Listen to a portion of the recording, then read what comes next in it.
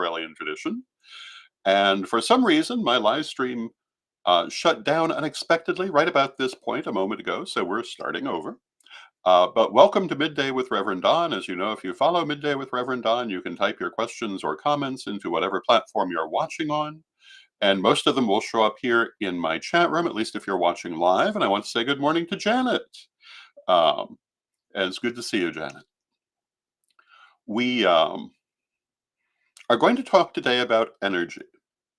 And on Monday, we talked about animism. On Tuesday, we talked about shamanism. Today, we're talking about energy. And one of the things I want to start with is to talk a little bit about how these things contribute to one another. And hello to Bimby in the chat room. It's good to see you, Bimby. Yesterday, our guest was Chris Copeland. And among the things we talked about yesterday were my next books. Now that the Book of Astrology is finished, the order has been put in for it. They are being produced as we speak and will be sent to the people who pre-ordered them just as soon as they are ready. Hello to Reverend Michael in the chat room.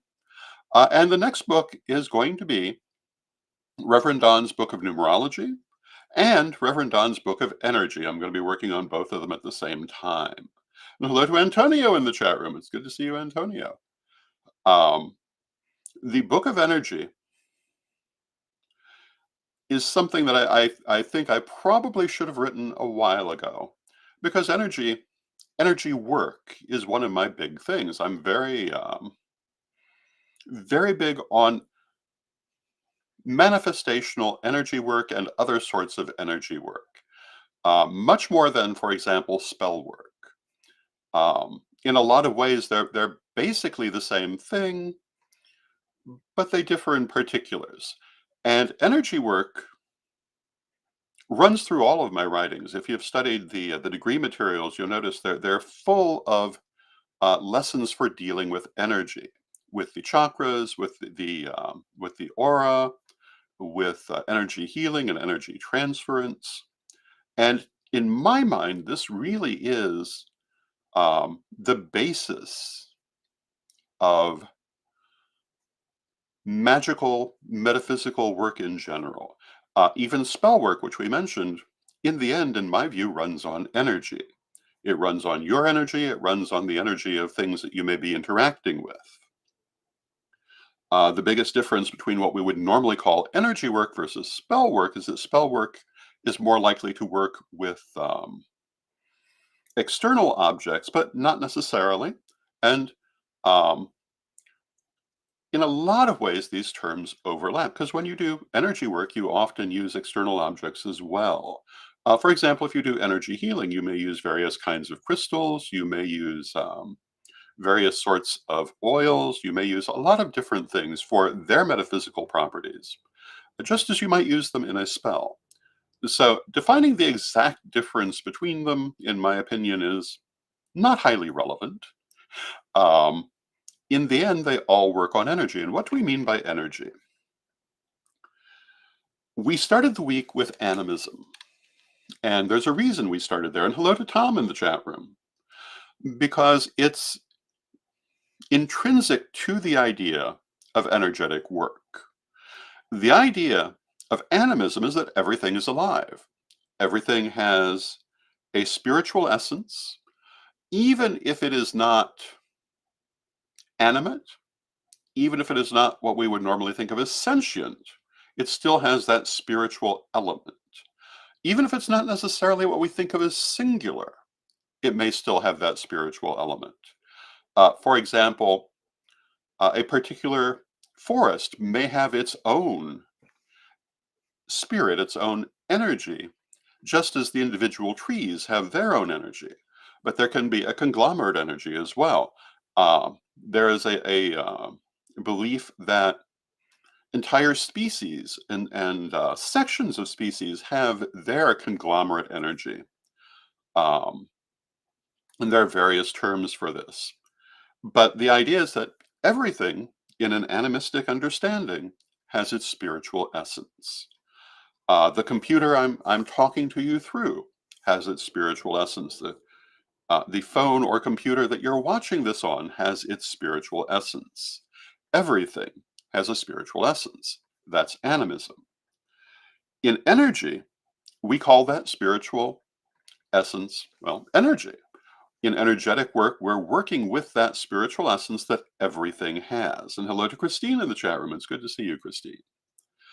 And to begin the discussion of energy, we need to start with that idea that everything has energy or spiritual essence. In the first degree lessons, this is basically where I start. I When I wrote the first degree lessons, I felt that most materials that were available wildly over relied on all of the externals and hardly ever got to the internal understanding until either late in the material or farther on beyond the written material. I wanted to explain why at the beginning. And so we began by talking about how the whole universe is made of energy. Everything is made of energy. You are made of energy. Your computer is made of energy. Your phone is made of energy. Um, the clothing you're wearing ultimately is made of energy. And they all have their own spiritual essence. And you can interact with all of them at certain levels. Now, you can't necessarily interact with all of them at quite the same level because it depends on the level they're at as well as the level you're at. But we constantly interact energetically with everything we deal with everyone we deal with. And hello to Nikki in the chat room. It's good to see you. I've spoken before. If you follow Midday with Reverend Don, you'll recognize this theme that in daily life, we're constantly putting out energy and picking up energy from all the people that we work with, all the places that we go. This is how we often will get a feeling. It's a sense in its own right. We pick up their energy, we get a feeling about them. When we learn how to work with energy, we can do this in a much more conscious manner, but we do it unconsciously all the time anyway. Um, and to me, that is probably the most important thing that I will ever say on any metaphysical subject, which is that most of this you do unconsciously, whether you're aware of it or not. A lot of people note the effects of this and brush them off in one way or another. Other people are aware of them, but don't think a lot about them. And those of us who actually work with metaphysics, who work with energy, study them and learn how to interact with them. So this is the nature of energy. It's everywhere, it's in everything. This brings us back to the ancient saying, as above, so below. The idea that the energy of which the universe is made is present in everything in the universe.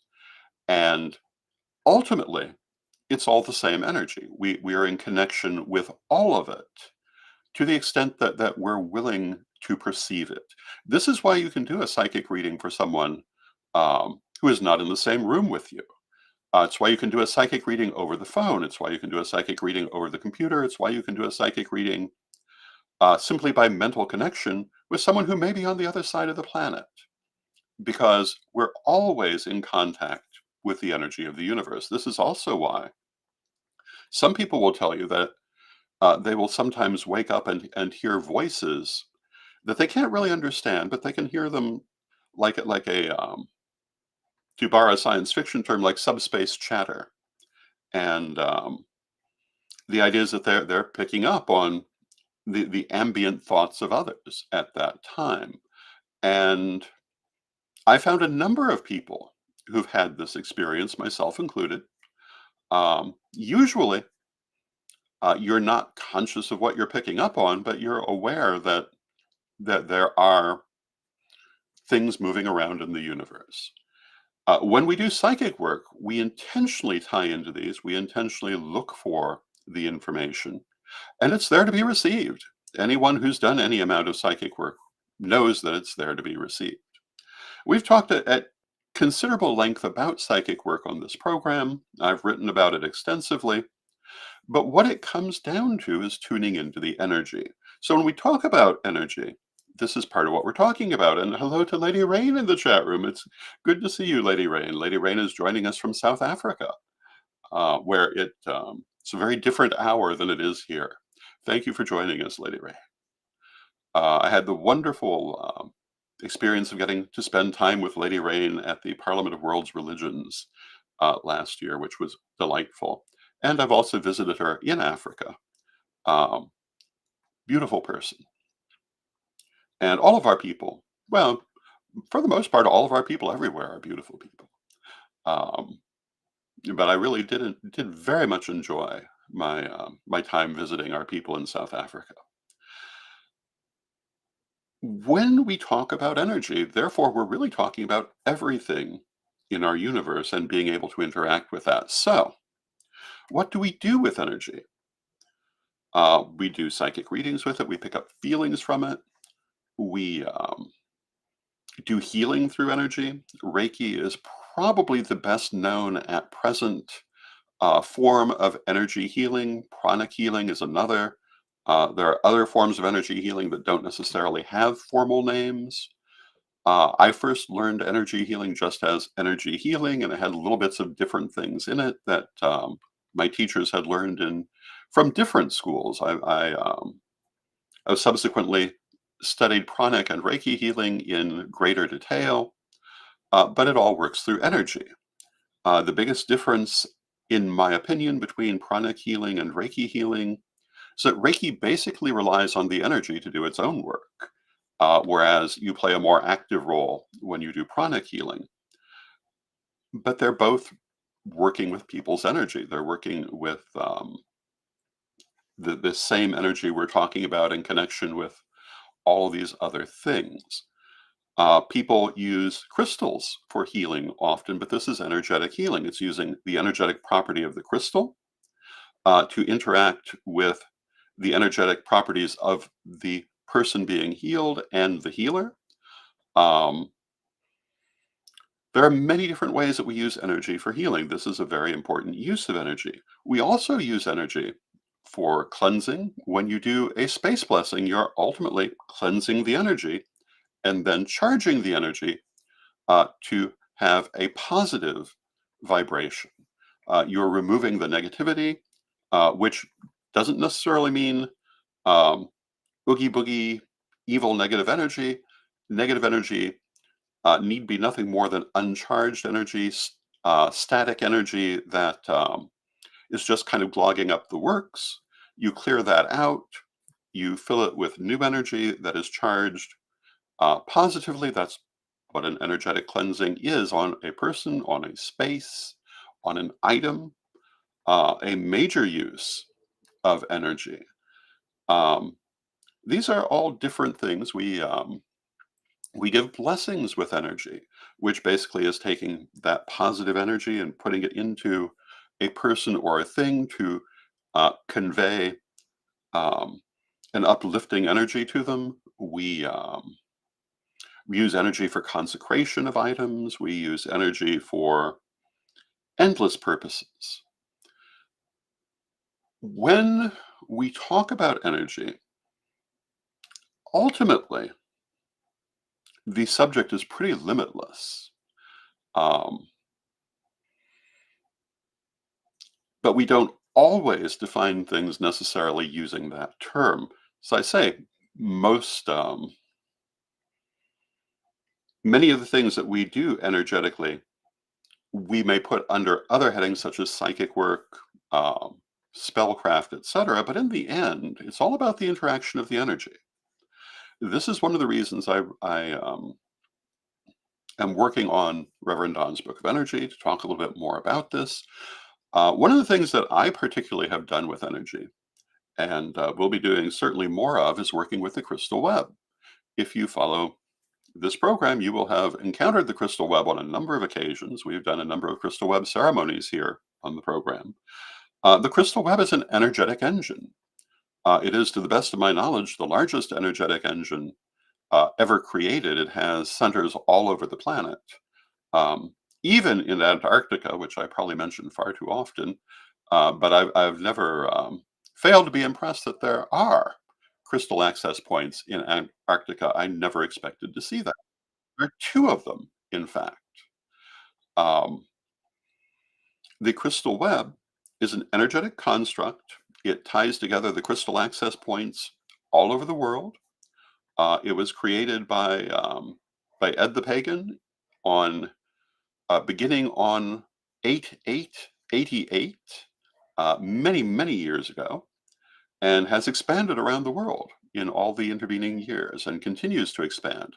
And for me, the next significant crystal web ritual I plan to do is for the upcoming solar eclipse.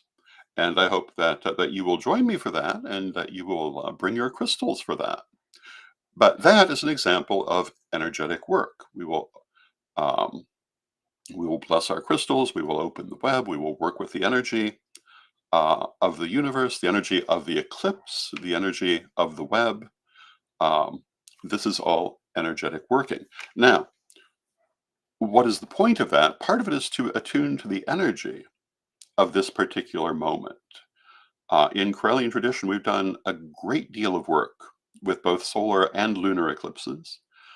To us, they represent rebirth, renewal, regeneration, and we've been doing crystal web rituals with particularly solar eclipses all the way back to 1990. Oh, two maybe?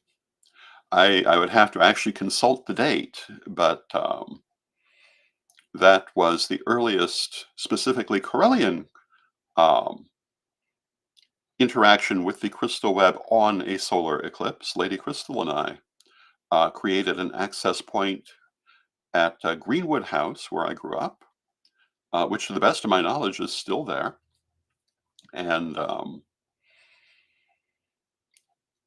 we tied ourselves very much to that energy of renewal. We attuned to it. This is part of the idea of all of our sabbats and esbats in Wiccan practice, to attune to the psychic tide, the energies of the universe. The idea that each moment has its unique energy, and that by attuning to that energy, we bring it into our lives and help ourselves to move in accordance with the way the universe is going at that moment. Now, we can also go at variance from that energy, because often in life we simply have to. Um, but when we can move in concert with it, everything will be easier. When we're talking about something like the solar eclipse, which is about rebirth, renewal, rejuvenation, cleansing, um, it helps us to do these things in our lives. We can do them otherwise, of course, but by picking a time when the universe itself is focused on this, we make it easier. This, to me, is one of the most important parts of working with energy, the idea of attuning to what is naturally happening. Now, I'll also be the first person to tell you that you must not be bound by that. You must do what you need to do when you need to do it. But if it so happens that you can do it when the universe is already moving that way, so much the better. Um, every month we have the lunar cycle, which begins with the waxing moon, which is a good time for starting anything new. Um, extra energy at the full moon, good time for releasing during the waning moon. And if you're able to time your workings to that natural schedule, they're going to be easier for you. But of course, we can't always do that. My favorite saying on this subject is, if your magic isn't going to help you when the car is skidding off the road, what have you been doing? You have to be able to use it when you need it. And so, in addition to attuning ourselves to those natural cycles, we also learn how to work with energy regardless of what's going on. And this is also a very important part of working with energy, that it's not only a matter of attuning yourself to what's naturally happening, but also learning how to do what you need to do regardless of what's going on. This is one of the reasons I often say, some people are born with a natural ability in psychic work, But I always encourage such people to go ahead and get training in how to use this consciously, because I believe that when you have that natural ability, you're pulling it through from things you've learned in another lifetime, but you often don't know for sure if you're pulling everything through.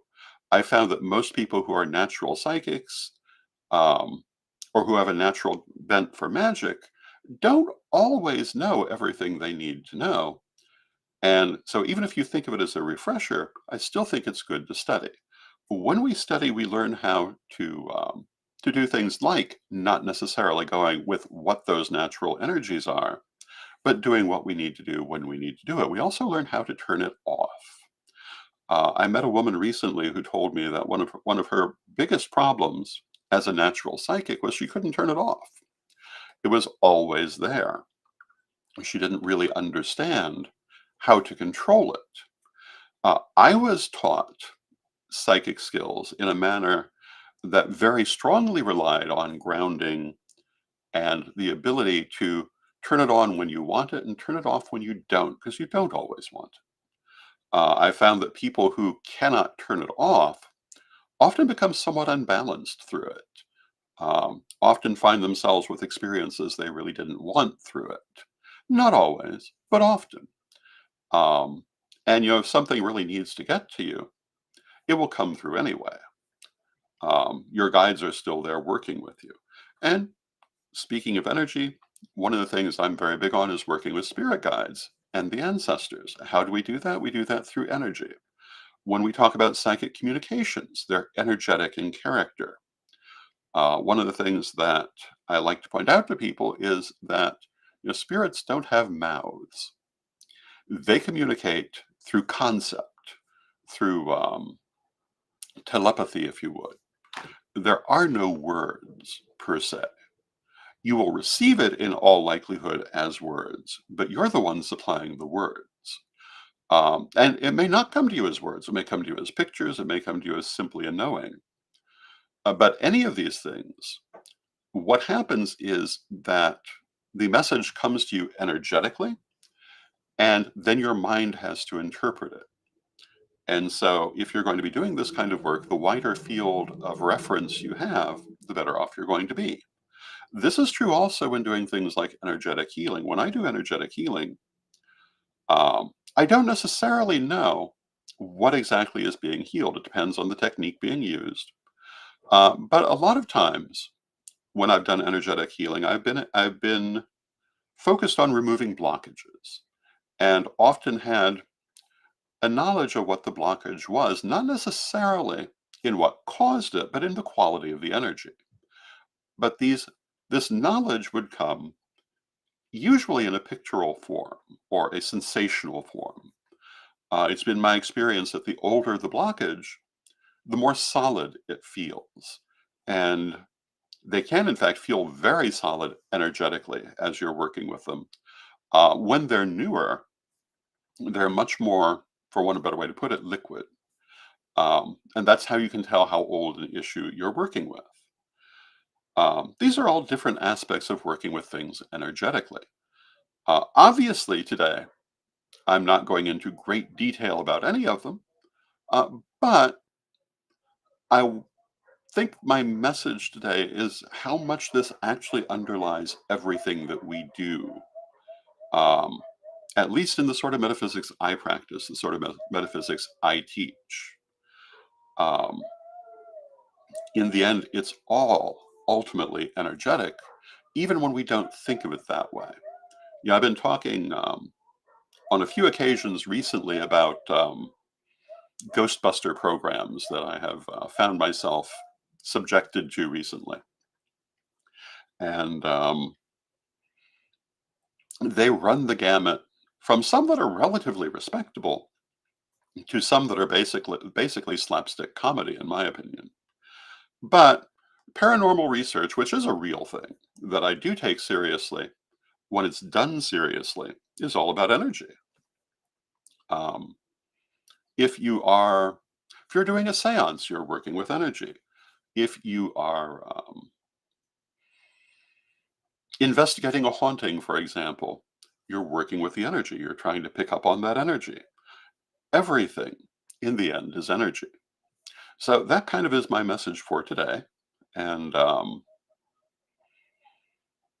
I probably will be talking more about this. Well, I know I'll be talking more about it in the future.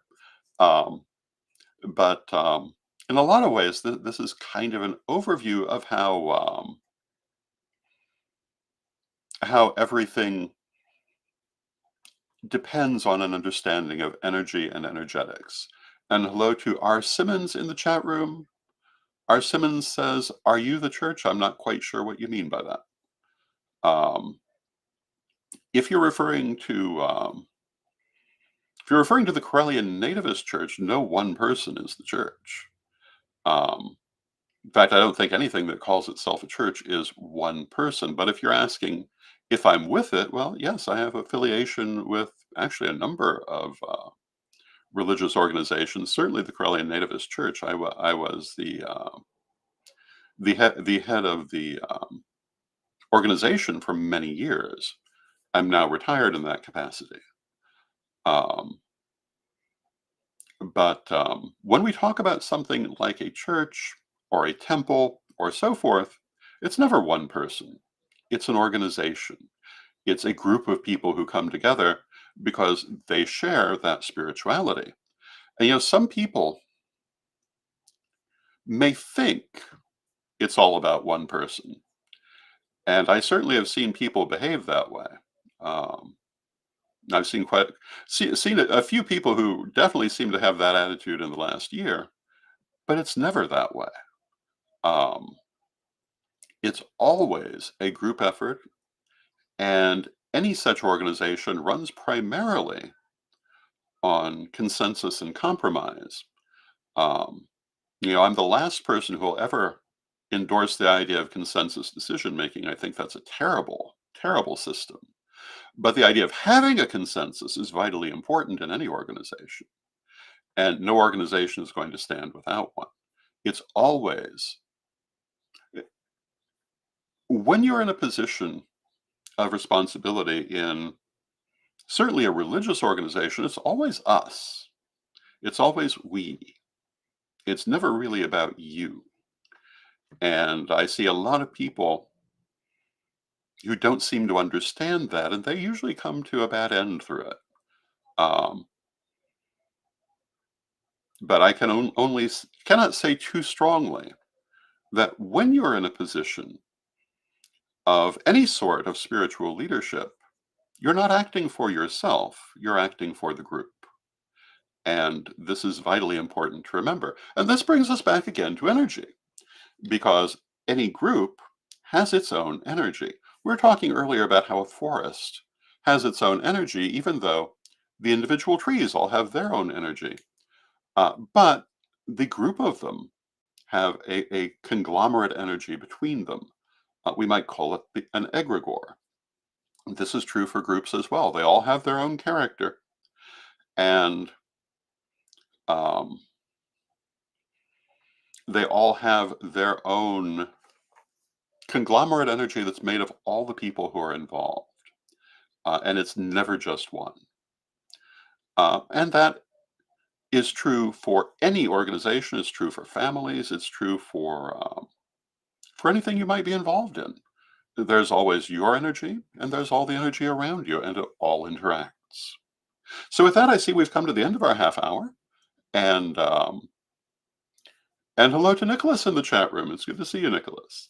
Um, Again, the order for Reverend Don's Book of Astrology is at the publisher. It's being printed as we speak, and as soon as we have it in our hands, we'll be mailing it to all the people who have pre-ordered it.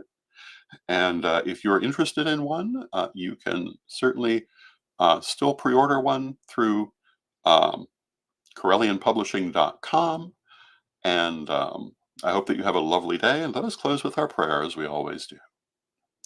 Divine Mother Goddess, Divine Father God, beloved ancestors, we thank you with great love and thanks for all that you do for us in our lives, and we ask you to help us to be mindful of our own energy and to keep it clear and focused and positively charged, and help us to be mindful of all the energy around us and how we interact with it, and to keep ourselves surrounded by positive energy. Beloved Mother Goddess, beloved Father God, beloved ancestors, we thank you with great love and thanks, and knowing you're always with us, but from respect, we thank you for your presence, and may you be blessed now and always. And I thank you for your presence. I will see you again tomorrow when we'll be having our weekly roundup.